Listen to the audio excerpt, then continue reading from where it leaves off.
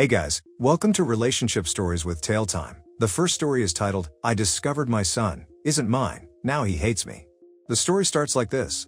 Looking back, I realized there were subtle signs that something wasn't quite right, but I was too blissfully ignorant to notice them at the time. My wife, Jessica, and I had been together for 12 years, married for 8 of them. We had a beautiful 7-year-old son named Ethan who was the light of my life. Ethan was such a special kid, incredibly bright, creative, and full of endless energy and curiosity. From a very young age, he seemed to have an insatiable thirst for knowledge. He was always asking why about everything and wasn't satisfied until he had a thorough understanding. His teachers raved about his remarkable intellect and maturity beyond his years. But Ethan also had a silly, goofy side that would come out when we were home as a family. He loved telling jokes, and would comedically imitate the quirks and mannerisms of those around him. Ethan and I had an incredibly close bond. We shared so many interests and hobbies, building Lego sculptures, watching sci-fi movies, teaching him to code simple computer programs. He was like my little clone, both physically and personality-wise. People would always comment on how Ethan was basically a mini-me version, just with Jessica's striking blue eyes and dimples. I've never felt a love or connection like I did with my son. Being his father was the greatest source of pride, fulfillment, and joy in my life. I truly believed Ethan and I would be inseparable best friends as he grew up. My relationship with Jessica seemed rock solid as well, or so I thought. We met in college, grew together as a couple through our 20s, and started a beautiful family. Sure, we had our ups and downs like any normal marriage, but I always felt we had a special spark, deep care for each other, and unwavering commitment to making it work. Jessica was gorgeous, tall, blonde, tan, with a dazzling smile and infectious bubbly personality. She was my best friend in the world, the only person I could truly be myself around without judgment. We just clicked on an extraordinary level and overcame any obstacles that came our way. At least, that's what I believed at the time. In hindsight, there were subtle hints that something may have been amiss with Jessica over the past year or so. Little things like working late more frequently without reasonable explanations, going out with friends until late at night more often, spending lots of time on her phone and computer. But whenever I would bring up my suspicions, she always had plausible sounding reasons. Big project at work, her friends were going through personal crises and leaning on her for support. She had got really into social media, etc., and I admittedly wanted to take her at her word and trust the person I had been with for over a decade. Looking back now, I absolutely should have trusted my gut instinct that something seemed off with Jessica's behavior. If I had gotten to the bottom of it a year earlier, it may have saved me from discovering a horrifying betrayal in the most devastating way possible. But at the time, I had no idea that the life I knew and loved was all based on a lie, and that uncovering the truth would absolutely shatter my world into a million pieces. It all started a few months ago when I was doing some overdue filing and organizing of old documents and paperwork. While going through a stack of medical files, I came across the results from a genetic test Ethan had done back when he was a baby. The pediatrician had recommended screening for a few potential hereditary conditions that ran in my family's history. I vaguely recalled the test being done, but had never actually looked at the results myself since the doctor said everything came back negative for any issues. But this time, I decided to actually read through the report out of curiosity. As I skimmed the pages, a single sentence made my heart drop into my stomach. Patient is not biologically related to the stated father on record. I must have reread that line a dozen times, feeling a cold chill run down my spine with each pass.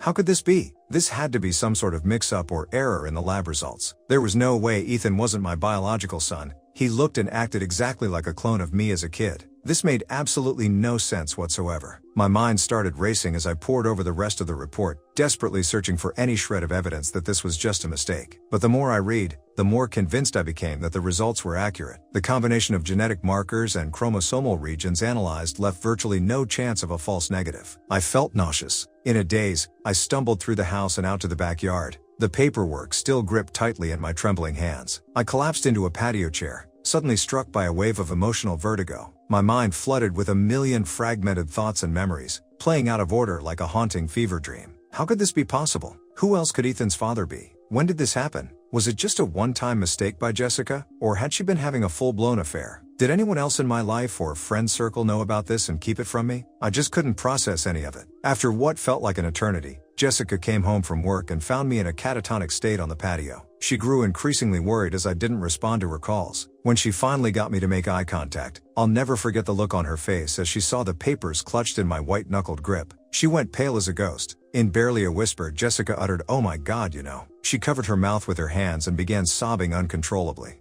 Through the tears, she admitted that she had been unfaithful and Ethan wasn't my biological son. My head was spinning so much I thought I might actually pass out from the vertigo. It took some time for Jessica to calm down enough to fully explain what had happened. She confessed that about 8 years ago, shortly after we had gotten married, she had gotten drunk at a family function and wound up having a one-night stand with my cousin Ryan. At the time, Ethan was just a few months old. The pregnancy timeline matched up. Ethan was Ryan's son, not mine. I felt like I had gotten sucker punched in the gut by Mike Tyson. All the air got forced out of my lungs and I thought I was going to vomit right then and there. I sat in stunned, devastating silence, replaying those words over and over again. Eventually, the shock wore off and a tidal wave of anger and rage took over. I began shouting at Jessica, letting years of built-up resentment flow out uncontrollably as her worst betrayal came to light. How dare she do this to me? To us? How could she have lied and deceived me like this for 7 years, allowing me to develop a deep paternal bond with a child that wasn't even mine biologically? What kind of monster does that? What gave her the right to rob me of the ability to make that choice for myself by hiding the truth? Did she ever feel even an ounce of guilt over the years as I loved and raised Ethan, not having a clue about the devastating lie? Or did she just get off on the perverse pleasure of pulling the wool over my eyes? Jessica's story kept changing as I pelted her with increasingly hostile questioning. At first, she claimed it was just a drunken one-time mistake, and she felt so ashamed and afraid to say anything once she realized she was pregnant. Then it shifted to her trying to rationalize that since we had been trying for a baby anyway, it didn't really matter whose child it was. She knew how much I had longed for a son to carry on my family name, and Ethan would have a loving father figure in me regardless of genetics. She loved me, and was just trying to keep our new family together without ruining everything over one youthful indiscretion. But as I continued grilling her, Jessica eventually broke down and admitted through tears of anguish that her affair with Ryan had actually gone on for over 6 months before I got married. They had fallen into a deep, toxic affair that threatened to derail both of our lives before she finally broke it off and tried to move forward by starting a family with me. At this point, I was absolutely blindsided by rage, disgust, and hatred. Not only was the father of my supposed son actually my own cousin, but Jessica had carried on a torrid affair and tried to trap me into raising another man's child under false pretenses. Simply unforgivable. Jessica desperately tried to do damage control, playing her usual games of deflecting, minimizing, and gaslighting the situation to make me feel like I was the one overreacting. Like so many times in the past when I would call out her questionable behavior, she started making me feel crazy for not just listening to her justifications and moving past this one little mistake. She pleaded for me to find it in my heart to forgive her indiscretion and keep our family together, just like she had forgiven my little mistakes in the past. She wanted us to start fresh with a clean slate, rebuild from this, and keep Ethan's life as normal as possible by having me stay on as his dad. But there was no way I could ever look at that little boy the same way after what I now knew. As much as it killed me, the level of deception and cheating revealed by this paternity bombshell was unforgivable. Jessica had taken away my ability to decide if I wanted to raise another man's child by keeping this from me for 7 years. She had violated the core foundation of honesty, trust, and respect that any marriage needs to be built upon. There was no recovering from this, no form of acceptable atonement she could provide to make up for it. The brilliant, charismatic boy I thought was my pride and joy had been revealed to be the living embodiment of Jessica's unfaithfulness. Every time I looked into those gorgeous blue eyes that I had fallen in love with, I would be reminded that they actually belonged to my own cousin.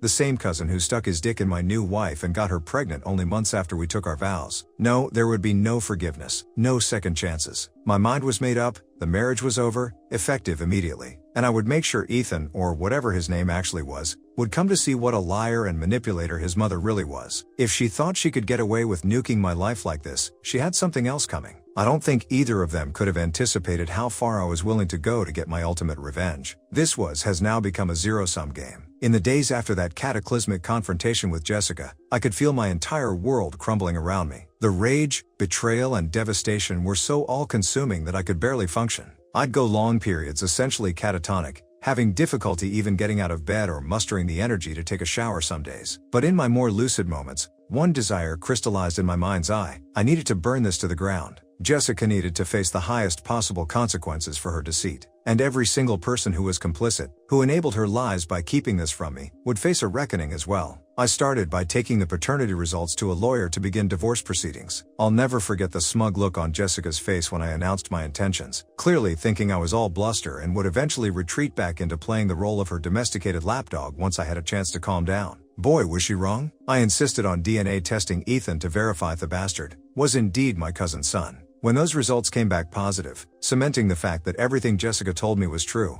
I came unhinged. No more Mr. Nice Guy. A plan took shape. I would gather as much evidence as possible of Jessica's affair with Ryan and her lies to me over the years. I went full-on detective mode, putting my amateur genealogical research skills to work. I built an exhaustive digital paper trail piecing together phone records, emails, photographs, financial transactions, testimonies from friends and family, and any other shred of proof I could find of their intimate conversations and meetups. I'm talking the full 9 yards. Explicit screenshots, video recordings of Jessica and Ryan being affectionate, even getting teammates of Ryan's to admit he straight up confided in them about getting my wife pregnant. Once I had accumulated what I felt was overwhelming and indisputable evidence, I formulated my plan. I waited until the next big family gathering in which Jessica and Ryan would both be attending. I lured them into a false sense of comfort in thinking the days following my initial discovery were just the peak of my rage, and that I had cooled off and could be persuaded to keep this all in the family. Boy, were they wrong. So very, very wrong. The party was at my home, which allowed me to control certain aspects to maximize the dramatic impact. Everything was captured on hidden cameras and microphones throughout the main rooms, which would later be invaluable. I kicked things off by making an impromptu toast about 2 hours into the gathering,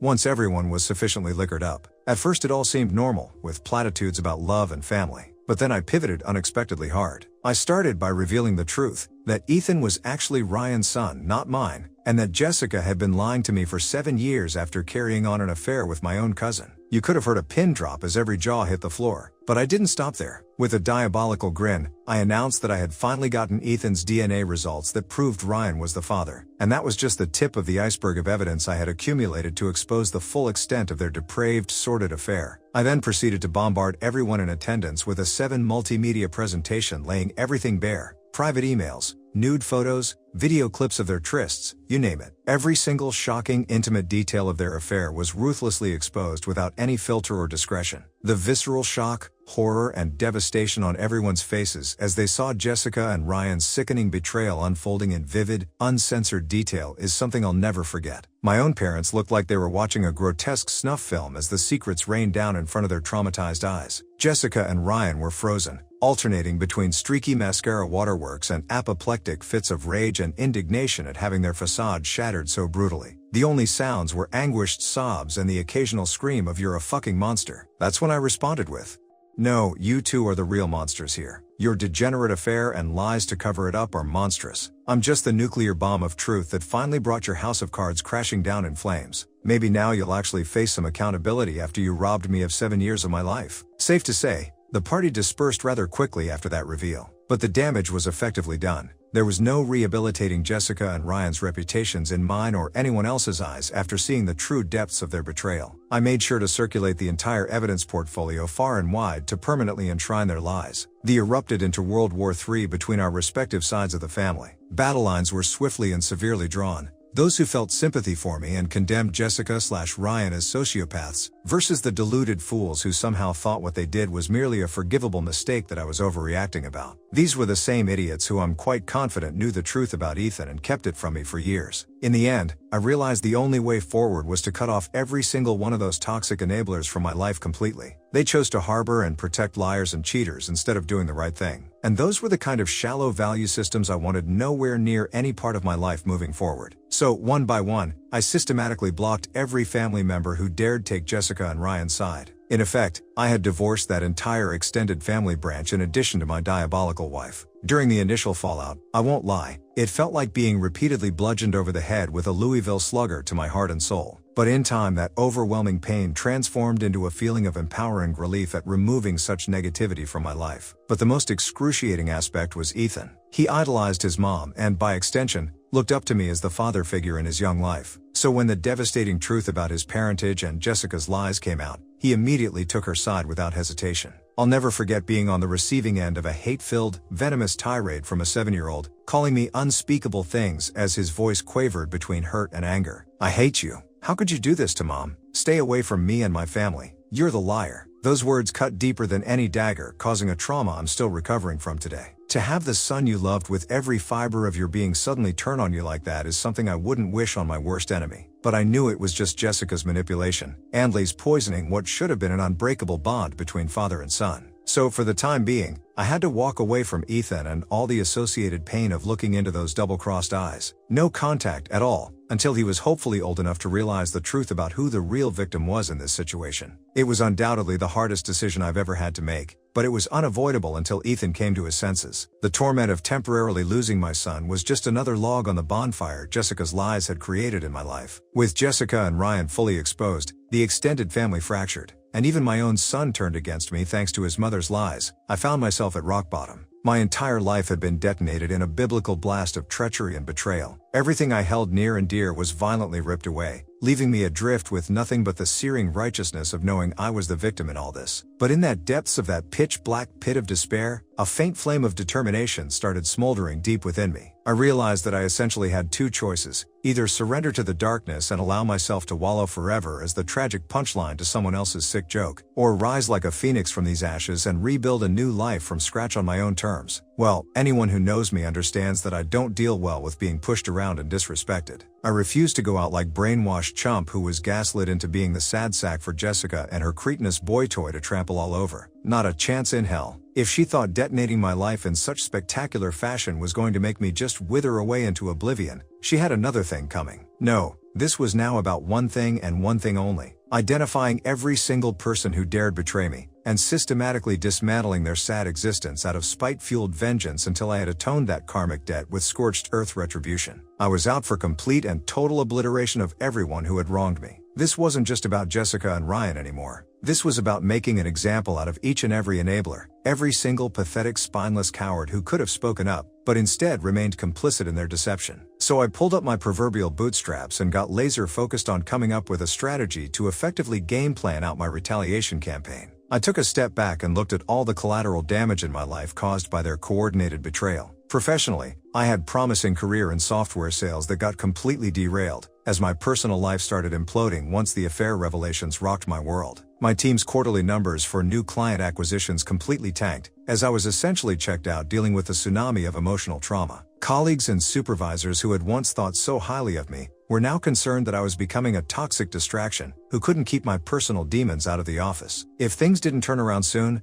my long career with the company was in serious jeopardy. Financially, maintaining two separate households through the divorce proceedings took a big bite out of my savings after years of amassing a respectable net worth. Not to mention the crippling legal fees and court costs associated with the custody battle over my non-biological son that I was still fighting at the time. There was a very real possibility of financial ruin if left unchecked. Socially, most friends had taken a side in this whole sordid ordeal, with many siding with Jessica since she was always so nice and played the blameless victim card to the hilt. They just couldn't comprehend the depth of her treachery, gaslit into believing I was probably the one who kicked over the apple cart somehow. This resulted in my social circle shrinking dramatically, with me spending many lonely nights drinking away my troubles in hermit mode as the world seemingly turned its back on me. There were even times suicide started feeling like a viable way to escape this living hell. But then there was an incredible stroke of accidental good fortune. I began tracking down hard evidence that several people in Jessica's friend circle had been aware of her affair before we got married, but kept me in the dark. I found a tucked-away conversation she'd had with her best friend over email confessing to the affair,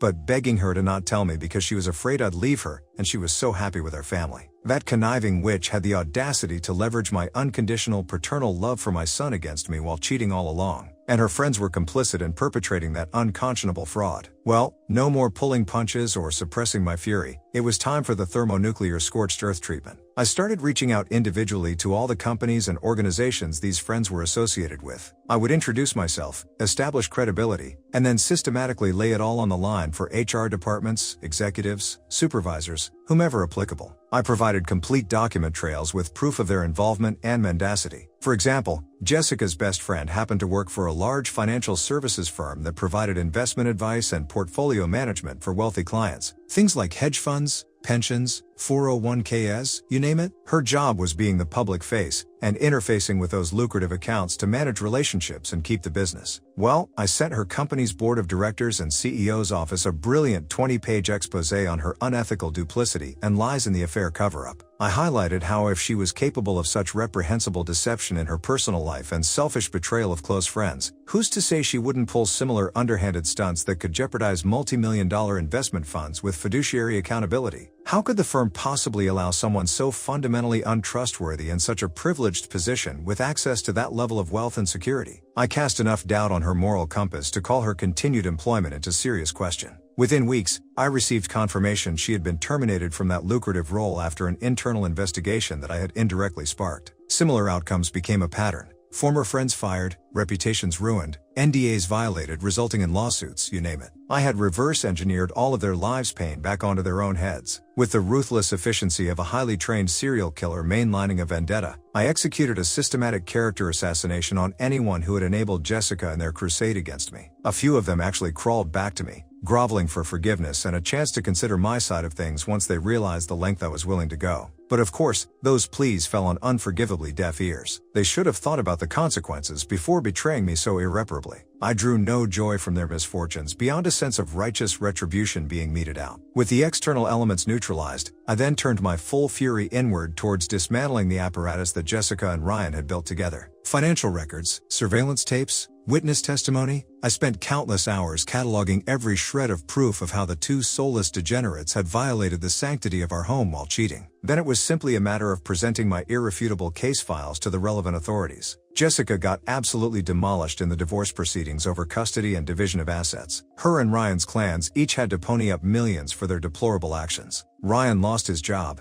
then his house, then eventually even lost access to seeing the son I was raising since the age of 0. He owed so much money to me in restitution that he essentially got booted back to the Stone Age starting from nothing. It wasn't even enough for me to just bankrupt them financially and prevent Ryan from seeing Ethan. No, I wanted them to suffer maximum psychological devastation as penance for what they did to me. So I began living life to the absolute fullest in a furious blaze of flamboyant hedonism, just to remind them of what they had callously robbed me of. I got serious about resurrecting my long-dormant fitness routine, and reclaimed the chiseled Adonis-like physique I had back before the comfort of marriage life made me a little soft around the edges. Then I splurged on luxurious designer clothes, sports cars, extravagant globe-trotting adventures to exotic locales. Basically, I turned my life up to 11 on the living like a Ballard dial. And I made sure to plaster it over every single social media channel I could in hopes of taunting Jessica and Ryan with a relentless barrage of visual reminders that they ruined their sad, pathetic lives, and life was leaving their asses behind in the rear view.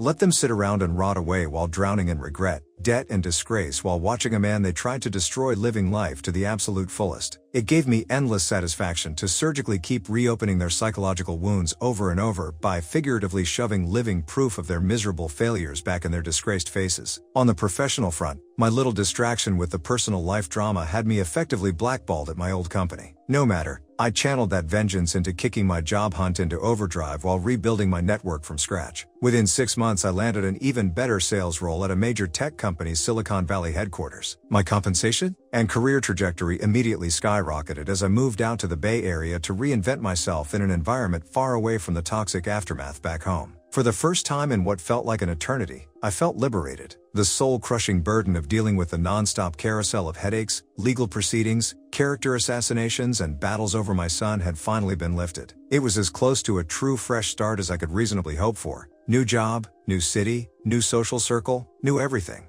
The only remnant was the dull, omnipresent ache from that gaping void where my son used to be, muted only by silent optimism that someday soon he'd find his way back once Jessica's brainwashing wore off. As the dust began settling from my scorched earth campaign against everyone who betrayed me, I found myself surprisingly at peace. The all-consuming rage and hunger for vengeance that had fueled me for so long started giving way to a profound sense of vindication. I had faced the darkest depths of human cruelty and despair, but clawed my way back to solid ground through sheer force of will. While the journey was brutal and took an immense mental and emotional toll, the end result was the ultimate catharsis. Jessica, Ryan, and the entire merry band of reprehensible enablers and liars were no longer factors in my life whatsoever. They had been systematically excised like the cancer they represented. Sure, some occasionally tried pathetic little stunts to get a rise out of me, but those feeble attempts at retaliation just bounced off me like subatomic particles hitting an indestructible force field. But of course, the one wound that never fully healed from that sordid chapter was the fractured relationship with Ethan, my supposed son.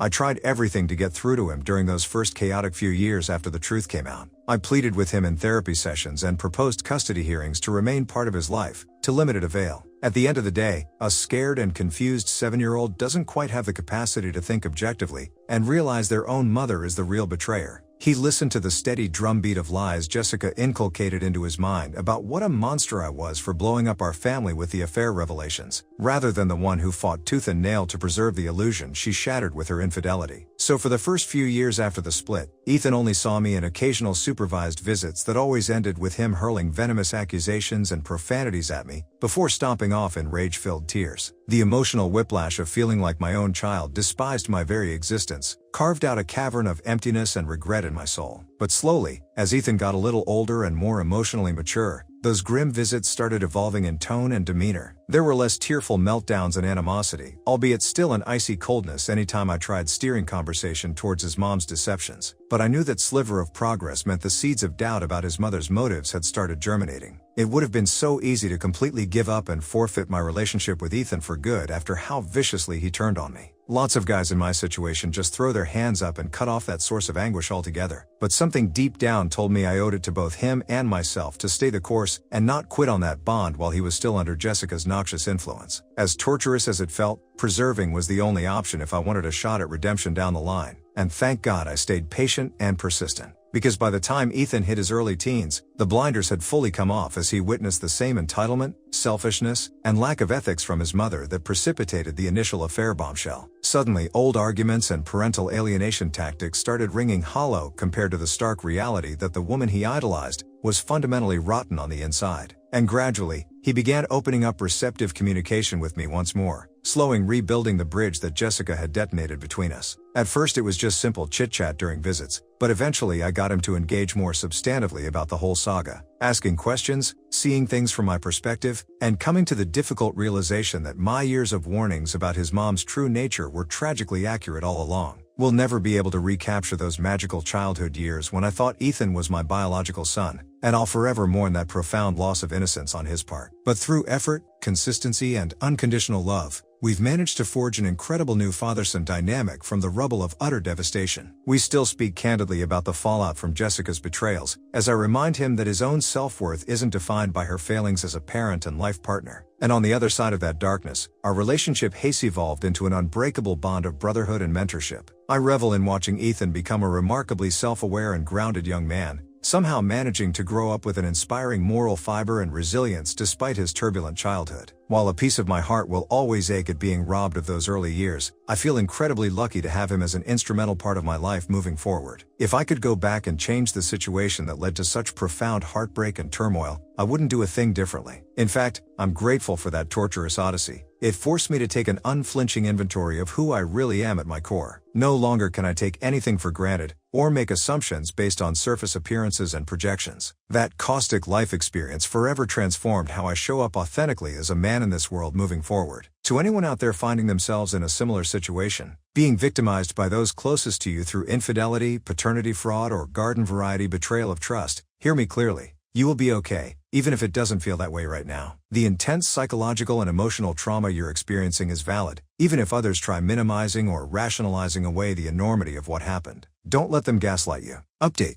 It's been a few years since I wrote about the initial aftermath of discovering my wife Jessica's betrayal, and how my son Ethan wasn't actually my biological child. A lot has happened during that time, but I can definitely say with conviction that I've come out stronger and better than ever. Things between Ethan and I continued getting better as he got older and saw Jessica's true colors. By the time he was 16, he had cut way back on contact with her and basically admitted she was toxic and manipulative. Said he felt like she stole his childhood by constantly lying and playing mind games. It was rough for him, but I was there to provide a stable, honest father figure he could lean on. We started really bonding over all the typical guy stuff, working out together, me teaching him to drive, bonding over our shared loves of movies, video games, you name it. Ethan's a great kid, funny, smart, kind-hearted. Our relationship dynamic really shifted from the old father-son vibe to more like best friends and equals. I make sure to give him space and not be overbearing, while still imparting wisdom and life lessons when applicable. On the romantic front, I've been dating an incredible woman named Sarah for about 2 years now. We met through a mutual friend and really hit it off over our shared interests and senses of humor. I was upfront with her about everything right from the start. No more secrets or deceptions of any kind.